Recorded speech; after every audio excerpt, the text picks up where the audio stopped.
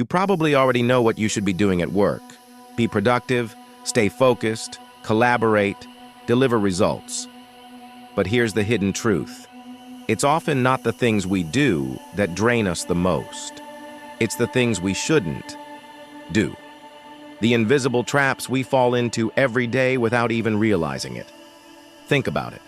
How many times have you walked out of the office or shut your laptop after working from home and felt completely wiped out, even though you didn't do anything that big? That exhaustion isn't always about workload.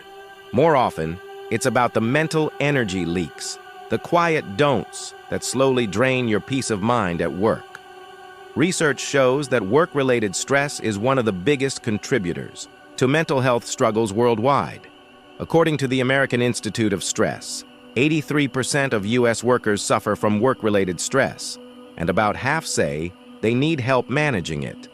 In the UK, the Health and Safety Executive, HSE, reported that in 2024 alone, over 17 million working days were lost due to stress, anxiety, and depression.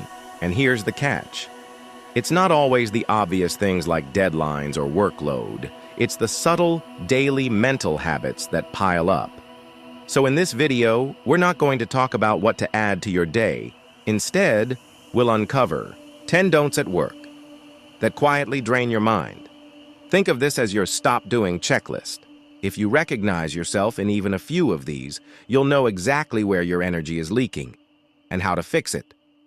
Stay with me until the end, because once you understand these 10 don'ts, you'll not only protect your mental health, but you'll also perform better, feel calmer, and leave work with energy left for the rest of your life. Number 1, don't say yes to everything. At first, saying yes feels like the safe option. You look cooperative, helpful, and hardworking. But here's the trap. Constant yeses turn into quiet burnout. When you agree to every meeting, every extra task, every favor, you silently teach people that your boundaries don't exist. Psychologists call this people-pleasing, and research shows it's strongly linked to anxiety and resentment. It's not just about workload, it's about losing control over your time and energy. Saying yes to everyone else often means saying no to yourself. Instead, learn the power of a respectful no. You don't need to justify endlessly. A simple, "I'd love to help, but I'm at capacity right now," is enough. Remember, the workplace rarely rewards overextending. It rewards sustainable contribution.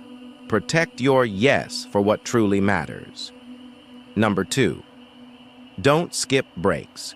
It feels efficient. Plow through your tasks, eat lunch at your desk, keep going until it's done. But science disagrees.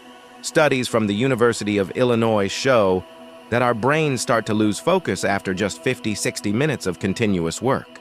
Without short breaks, your performance and your well-being drop. Skipping breaks also signals to your brain that rest is not allowed, which keeps your stress hormones elevated all day. No wonder you end the day mentally fried. Even 5 minutes away from the screen, stretching, walking, breathing, resets your mental energy. The Pomodoro technique, 25 minutes of focused work plus 5-minute break, isn't just trendy productivity advice.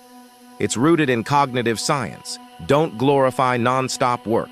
Your brain is not a machine, and ignoring breaks always costs more in the long run. Number 3, don't check emails or messages. First thing, here's a harsh truth. When you start your workday by diving straight into emails, Slack messages, or WhatsApp groups, you hand control of your mind to everyone else's priorities. It's like inviting 50 people into your head before you've even had coffee.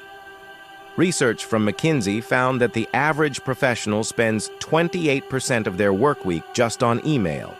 Starting with your inbox wires your brain for reactivity, not creativity.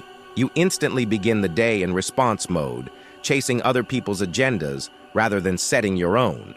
Instead, begin with a high-value task or a quiet 10 minutes to plan your priorities. Emails can wait. Your mind deserves to start the day with clarity, not chaos. Number 4, Don't avoid difficult conversations. One of the fastest ways to drain your mental energy at work is avoidance.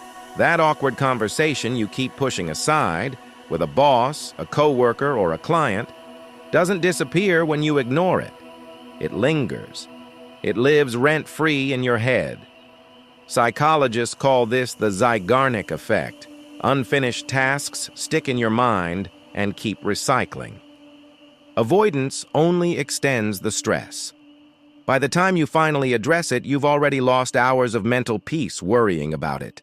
Facing issues early, with honesty and calmness, may feel uncomfortable for a few minutes, but it saves you days of anxiety. Don't let avoidance be your silent stressor. Number 5, don't multitask. All day. Multitasking looks impressive, but it's really just rapid task switching, and your brain pays the price. Neuroscientists at Stanford University found that heavy multitaskers actually perform worse, have poorer memory, and experience higher stress. At work, this means you're answering emails while in a meeting, half listening while typing or juggling 5 tabs at once. The cost?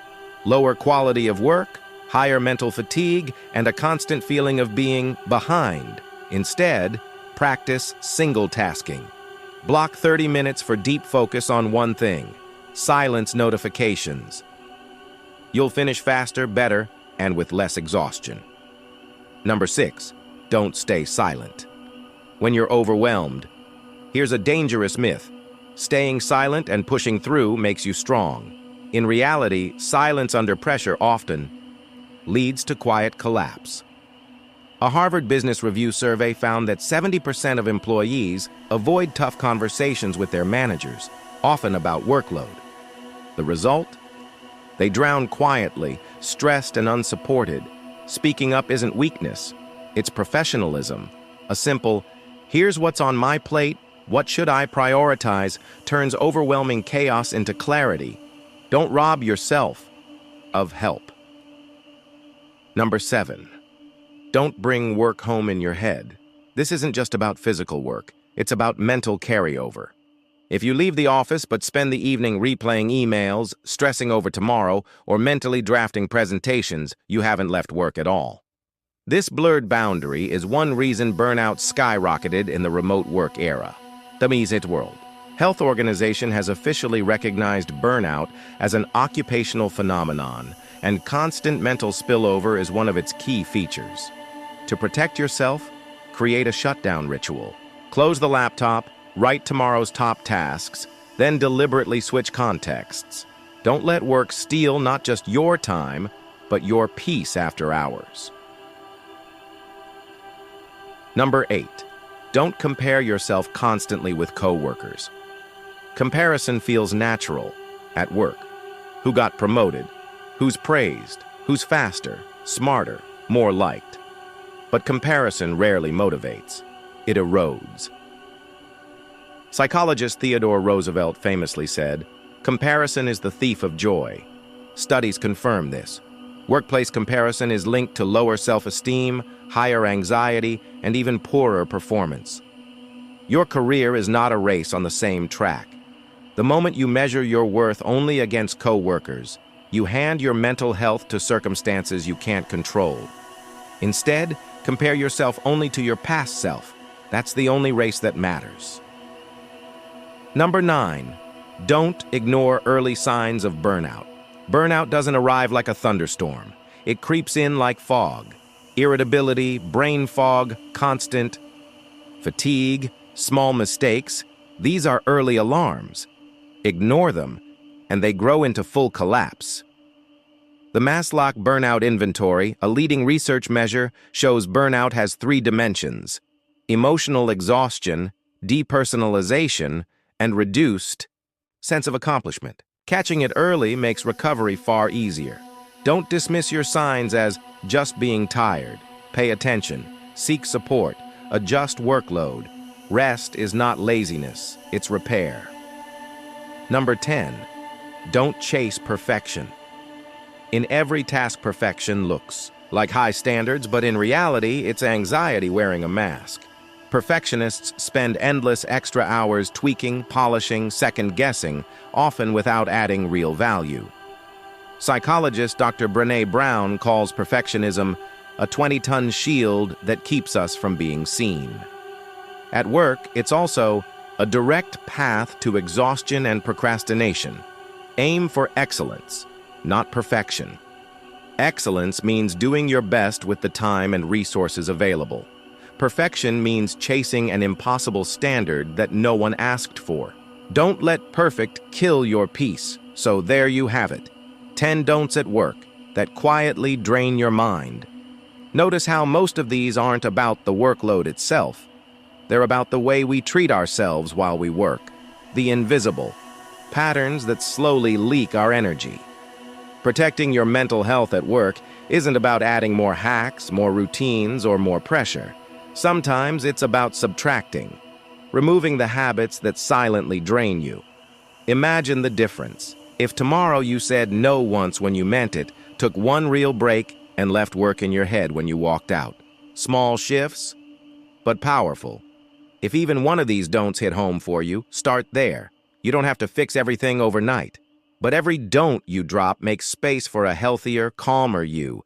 And if this video gave you something to think about, make sure to subscribe to Mindcrafters, because this is what we do here, uncovering the hidden habits of the mind and helping you build the peace